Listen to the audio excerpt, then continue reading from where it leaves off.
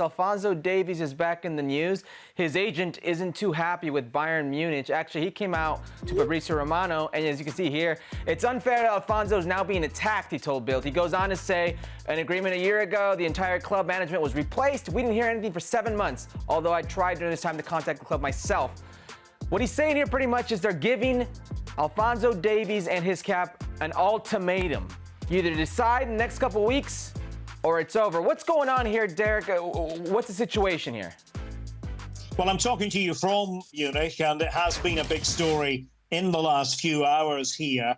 I'm not really having any of this from the agent's point of view. I think agents say things understandably to help their clients, but this has been common knowledge for a while that there's been a situation whereby FC Bayern have to make a decision about Alphonso Davies this summer because his contract is up the following year. And, you know, we know the history with that with regard to all players. And, yeah, there's been turmoil at the club. Max Eberl, who is a very important guy at Bayern, now makes all the big decisions, or at least heads up the sporting division. He's only been in the post for a matter of weeks. And he's made it, I think, pretty clear today that you do expect a yes or a no at some point. And I've just had a feeling for a while that the mood music with Davies is one of softly sending the message that maybe Bayern is not in his future. I also feel that from Bayern's side, there's a belief that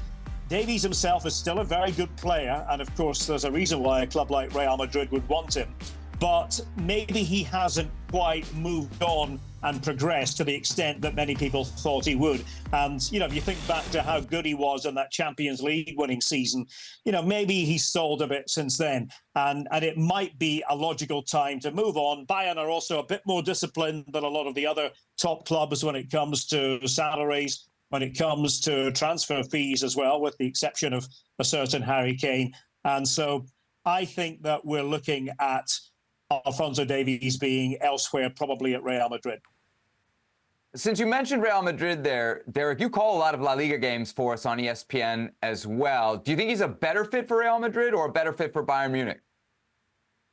I think he can fit either team. I mean, I think it makes a lot of sense at Bayern, the fact that he does start games very high up and can at times, you know, be a bit like a winger.